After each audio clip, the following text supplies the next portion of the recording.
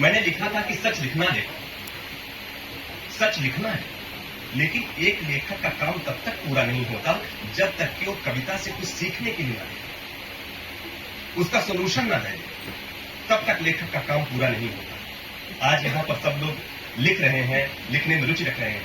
याद रखिएगा, कविता आपकी तभी पूरी मानी जाएगी जब आप उससे सीख लिखेंगे, उससे आपने क्या सीखा, उसका क्या सोल्यूशन है, तब आपकी कविता सटीक मानी जाएगी। तो मैंने लिखा था लेखकों के लिए, जितने भी लेखक हैं यहां पर, सच लिखना लेखक, लेकिन खिला देना फूल रेत की मिट्टी में, बो देना उम्मीद अपनी हर आखिरी पंक्ति। कुछ भी करना, लेकिन हौसलों को हारने मत देना।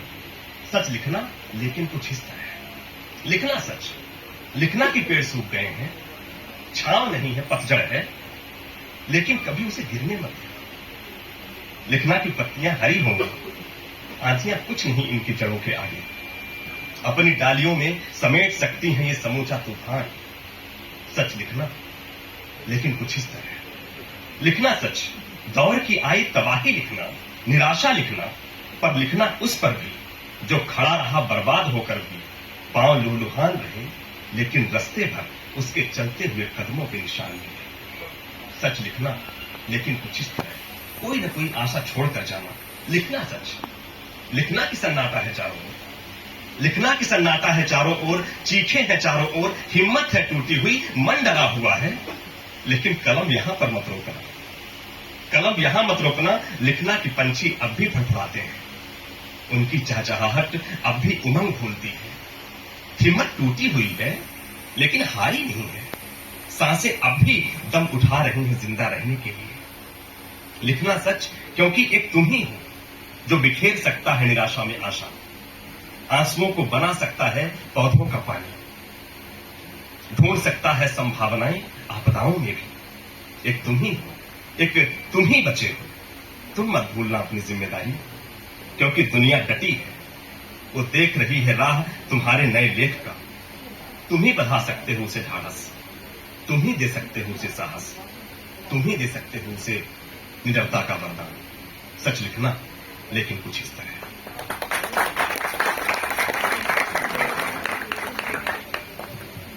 एक कविता मैंने लिखी थी आज किसी विषय पर कि रोने से कुछ होता है। कई बार ऐसे मूवमेंट आते हैं कि ऐसा लगता है कि कुछ बचा नहीं, उससे हमें आगे निकलने की जरूरत होती है। तो मैं वो पंक्तियां पढ़ना चाहूंगा सीधे कि मिलना था जो नहीं मिला वो, जो चलना था नहीं चला वो। मिलना था जो नहीं मिला वो, जो चलना था नहीं चला वो। माना सपने चूर हो गए, तुम मिटने को मजबूर हो गए, लेकिन इस हार को जीवन भर ढोने से कुछ होता है क्या? अरे नहीं हुआ तो हो जाएगा, तो रोने से कुछ होता है क्या? रोने से कुछ होता है।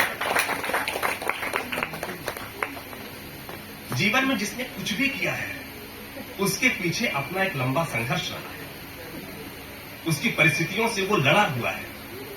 नाम एक गिनवाओ मुझको आसानी से मिला हो जिसको, नाम एक गिनवाओ मुझको आसानी से मिला हो जिसको, जीत का अपना ढंग रहा है, पथ मुश्किल के संग रहा है। अब है मुश्किल तो है मुश्किल, अब है मुश्किल तो है मुश्किल, यूं डरने से कुछ होता है क्या? अरे नहीं हुआ तो हो जाएगा, रोने से कुछ होता है क्या? रोने से कुछ होता है। अब ये होता है ना कि सबसे बड़ा रोग, क्या कहेंगे लोग, दुनिया तुमको क्या बोलेगी, दुनिया तुमको क्या बोलेगी, जो बोलेगी वो बोलेगी।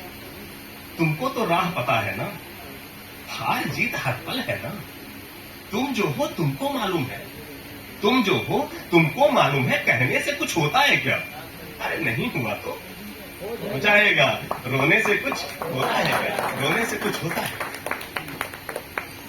एक कविता यहां पर आज मां उर्मिला पर रिया जी ने पढ़ी थी, पता नहीं कहां पे हैं रिया जी ने, बहुत सुंदर उर्मिला पर एक कविता पढ़ी थी, तो मैंने उस पर लिखा था, मैंने भी कुछ पंक्तियां लिखी थी कि मां उर्मिला जगमौन है, पर जानता तू कौन है, तू है धरा की प्रेमिका, उस युग की अद्भुत नायिका, जिसका बिछड़ना प्रेम है, जिसका तड़पना प्रेम है।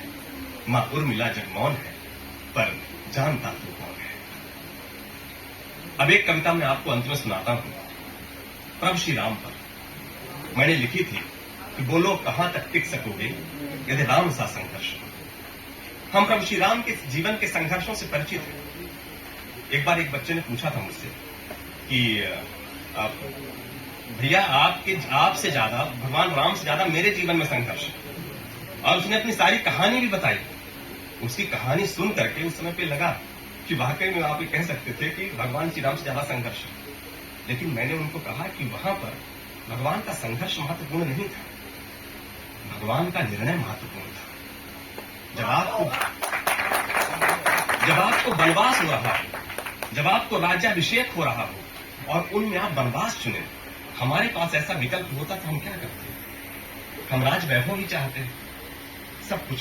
तो प्रभु श्री राम का ऐसा संघर्ष है। मैं वो कविता सुनाऊंगा कि हम उस प्रश्न में हम ये सीख पाएंगे कि यदि हमारे ऊपर ऐसी परिस्थिति होती तो क्या हम अपने आप को स्टेबल कर पाते? पंक्तियां पढ़ो। सहली सारी यातना, पहले 4 लाइनों में प्रभु श्री राम को समझिए। सहली सारी यातना पर कर्तव्य सर्वोपरि रखा, सहली सारी यातना पर कर्तव्य सर्वोपरि रखा, त्यागशील संकल्प को जिस तरह जीवित रखा, बोलो कहां तक टिक सकोगे यदि राम सा संघर्ष हो, यदि राम सा संघर्ष हो। कल मुकुट जिस पर साज ना था, अब उसे सब कुछ त्यागना। सोचिए हमारा कहीं पर किसी कोई एग्जाम दे हम और सिलेक्शन हो, उसमें हमारा नाम दिखे और फिर अगले ही पल आप पार्टी वगैरह सब कुछ कर लें और फिर अगले ही पल ऐसी परिस्थितियां बन जाए कि नहीं भैया आप वो नहीं है, वो किसी दूसरे का नाम है, कैसा लगता है? तब आप सोचिए कि प्रभु श्री राम को राज्याभिषेक होना था और उसी क्षण उनको पता चलता है कि तुम राज्याभिषेक नहीं, बन जाना पड़ेगा। तो कैसी मनस्थिति होती है। लेकिन कहते हैं प्रभु श्री राम के चेहरे में कहीं शिकन नहीं है, उनकी वही मुस्कुराहट नहीं आई। कल मुकुट जिस पर साजना था, अब उसे सब कुछ त्यागना था। कल मुकुट जिस पर साजना था, अब उसे सब कुछ त्यागना था। निर्णयों के द्वंद से एक बालपन का सामना, वचन भी था थामना, आदेश भी था मानना, वचन भी था थामना, आदेश भी था मानना। इस द्वंद में सोचो स्वयं को, प्रश्न है, इस द्वंद में सोचो स्वयं को, धर्म में तुम रख सकोगे? बोलो कहां तक टिक सकोगे यदि राम सा संघर्ष हो, यदि राम सा। प्रजा तो बस राम की, सब चाह रहे थे कि राजकुमार राम ही राजा बने, सबका समर्थन प्राप्त था। बड़ा बेटा है, बनना ही उसको चाहिए, किसी और कैसे वो लड़ सकते थे। प्रजा तो बस राम की थी, दुनिया उसे तो जप रही थी। प्रजा तो बस राम की थी, दुनिया उसे तो जप रही थी। वचन ही था तोड़ देता, धर्म ही था छोड़ देता। मैं पंक्तियां सुनाने से पहले एक आपको भाव पल्लवन कहता हूं। जब भगवान श्री राम वनवास जा रहे थे तो वहां तो उनकी प्रजा उनको रोकने लगती है, रथ के घोड़े छोड़ दिए जाते हैं और भगवान सबसे कह रहे होते हैं कि जाने दीजिए, हमें जाने दीजिए। उसी समय उसी भीड़ में से एक बुजुर्ग निकल करके आता है प्रभु श्री राम के सामने। तो उन्हें बिना उनके कुछ कहे ही वो कहते हैं, शायद वो भी यही कहेंगे रोकने के लिए। तो प्रभु श्री राम कहते हैं कि अरे जाने दीजिए, जाने दीजिए। तो वो बुजुर्ग कहता है कि राजकुमार राम, मैं आपको रोकने नहीं आया हूं, राजकुमार राम मैं आपको रोकने नहीं आया हूं, मैं तो बस ये देखने आया हूं कि त्यागी पुरुष दिखता कैसा है। हो सकता है आज तक अयोध्या, हो सकता है कि आज तक अयोध्या कुछ सदियों तक जानी जाती है, लेकिन आज के बाद अयोध्या युगों तक जानी जाएगी कि उसके कुल में कोई ऐसा भी राजकुमार हुआ था जिसने राजपाट को यूं त्याग दिया था और वनवास चला गया था। प्रजा तो बस राम की थी, दुनिया उसे तो जप रही थी। प्रजा तो बस राम की थी, दुनिया उसे तो जप रही थी। वचन ही था तोड़ देता, धर्म ही था छोड़ देता। पर नहीं, उन्होंने ऐसा नहीं किया। क्यों? क्योंकि पीढ़ियां क्या सीख लेंगी, राम की चिंता यही थी। हो छिन रहा एक क्षण में सब कुछ, एक क्षण में आप कुछ होने वाले हो और अगले क्षण आप कुछ हो जाए। हो छिन रहा एक क्षण में सब कुछ, सोचो एक क्षण क्या करोगे? बोलो कहां तक टिक सकोगे यदि राम सा संघर्ष हो, यदि राम सा संघर्ष। हम कह देते हैं कई बार कि हम अकेले हैं, पर उस योद्धा को देखिए। है याद वो घटना तुम्हें जब राम थे वनवास में? है याद वो घटना तुम्हें जब राम थे वनवास में? सिया की हर ली गई, था कौन उनके साथ? है याद वो घटना तुम्हें जब राम थे वनवास में? सिया की हर ली गई, था कौन उनके साथ में? टूटी जब सूनी पड़ी थी, दो भाई और विपदा बड़ी थी। कुटी जब सूनी पड़ी थी, दो भाई और विपदा बड़ी थी, बोलो ऐसे मोड़ पर कष्ट है, बोलो ऐसे मोड़ पर तुम धैर्य कब तक रख सकोगे, बोलो कहां तक टिक सकोगे यदि राम सा संघर्ष हो, यदि राम सा संघर्ष हो। विचार करिए कि हमें अपनी कहानी लिखनी है, तो हमारा स्वभाव ऐसा है कि हम अपनी कहानी में सारे अच्छे पॉइंट्स हम लिखेंगे, कुछ भी बुरा नहीं लिखना चाहेंगे, सब कुछ बढ़िया। लेकिन उनके जीवन में देखिए, पूरी जीवन यात्रा उनकी संघर्षों से भरी पड़ी थी। वह तो स्वयं भगवान था, पर कहां इसका मान था। प्रभु श्री राम का एक अर्थ होता है सरल, जिससे केवट भी लड़ जाता है कि नहीं आपको पांव धुलवा के ही जाने देंगे, पांव धुलना पड़ेगा। वो मैंने एक पंक्ति लिखी थी, मैं थोड़ा सा दिमाग से उतर गई कि केवट न जाने क्या किया था, सौभाग्य जो उसको मिला था। वो प्रभु श्री राम से उलझ जाता है कि नहीं आपको पांव धुलवाना पड़ेगा तभी नाव में चढ़ने देंगे। सोचिए वो राजकुमार थे, एक आदेश करते वहां नाव तोड़ करके बाहर फेंक दी जाती, पर वो केवट जानता था कि वो याचना किससे कर रहा है, वो मौत किससे रहा है। राम का एक अर्थ होता है सरल, केवट न जाने क्या किया था, सौभाग्य जो उसको मिला था। केवट न जाने क्या किया था, सौभाग्य जो उसको मिला था, राम से ही तारने को राम से ही लड़ गया था। कुलवंश उसके तर रहे थे, सब राम अर्पण कर रहे थे। कुलवंश उसके तर रहे थे, सब राम अर्पण कर रहे थे। जब सब कुछ हो बिखरा हुआ, मेरा यहां पर सुबह पेस्ट ना मिले तो पूरा दिन हमारा माइंडसेट वैसे ही रहता है। और वहां पर उनको राज्य से निकाला गया है और वो इतने कूल माइंडसेट से बात करें, केवट जाने दो। ये होता है जब सब कुछ हो बिखरा हुआ। सीखने की बात है, जब सब कुछ हो बिखरा हुआ तुम सरल कब तक रह सकोगे, बोलो कहां तक टिक सकोगे यदि राम सा संघर्ष हो, यदि राम सा संघर्ष हो। वह तो स्वयं भगवान था, पर कहां इसका मान था। वह तो स्वयं भगवान था, पर कहां इसका मान था। किरदार भी ऐसा चुना जिसमें सिर्फ बलिदान था। वह तो स्वयं भगवान था, पर कहां इसका मान था। किरदार भी ऐसा चुना जिसमें सिर्फ बलिदान था। मर्यादा के प्राण थे, रघुवंश के अभिमान थे। मर्यादा के प्राण थे, रघुवंश के अभिमान थे। श्री राम के अध्याय से प्रश्न है, श्री राम के अध्याय से एक पृष्ठ हासिल कर सकोगे, बोलो कहां तक टिक सकोगे यदि राम सा संघर्ष हो, यदि राम सा संघर्ष हो। प्रभु श्री राम पर कितना कुछ लिखा जा चुका है, फिर भी अभी संभावनाएं कम नहीं हुई। मुझे लगा कि अगर मैं यहाँ पर कविता रोकनी तो पड़ेगी, लेकिन उसको मैं ऐसे नहीं रोकना चाहता था कि कविता की पूरी हो गई। मैं ये कहना नहीं चाहता था, तो मैंने अंतिम पंक्तियां उनकी इस तरह से लिखी कि ये व्यथा इतनी ही नहीं है, ये व्यथा इतनी ही नहीं है, यह कथा इतनी ही नहीं है। ये व्यथा इतनी ही नहीं है, यह कथा इतनी ही नहीं है। कुछ शब्द उनको पूर्ण कर दे, राम वो गाथा नहीं है। जब तपे संघर्ष में तब हुए उत्कर्ष में, जब तपे संघर्ष में तब हुए उत्कर्ष में। क्या तुम भी ऐसी प्रेरणा, क्या तुम भी ऐसी प्रेरणा पीढ़ियों के बन सकोगे, बोलो कहां तक टिक सकोगे यदि राम सा संघर्ष हो, यदि राम सा संघर्ष हो। सहली सारी यातना पर कर्तव्य सर्वोपरि रखा, त्यागशील संकल्प को जिस तरह जीवित रखा, बोलो कहां तक टिक सकोगे यदि राम सा संघर्ष हो, यदि राम सा संघर्ष हो। कैसा लगा आप सभी? बहुत अच्छा।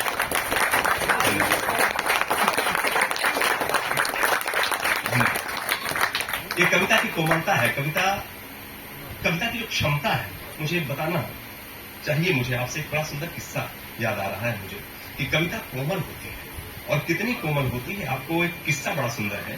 कहते हैं एक राजा नरसंहार कर रहा था अपने राज्य में, जो भी उसमें बोलता वो सबको मार रहा था। एक परिवार में जिसमें एक बेटी थी, पिता थे, माँ थी उसमें से उसके पिता को उठा के लेके चले गए। बेटी छोटी सी थी और माँ बैठी थी। माँ से बेटी ने पूछा कि मम्मी वो मेरे पापा को क्यों उठा के लेके गए। माँ दुखी थी और माँ ने कहा कि बेटा तुम्हारे पापा ने उस राजा के खिलाफ एक कविता लिखी थी। बेटी थोड़ा एक पल विचार के बिना, तो वो उठा के क्यों लेके गए, वो भी कविता लिख देता। उस पर जो जवाब था माँ का, वो समझने लायक है। उस पर माँ ने कहा, जब बेटी ने कहा कि माँ वो भी कविता लिख देता, उठा क्या जरूरत थी, तो माँ ने जो बोला वो समझेंगे तो आप तालियों से बताइएगा। उस माँ ने कहा, बेटा अगर वो कविता लिख ही सकता तो नरसंहार नहीं कर रहा।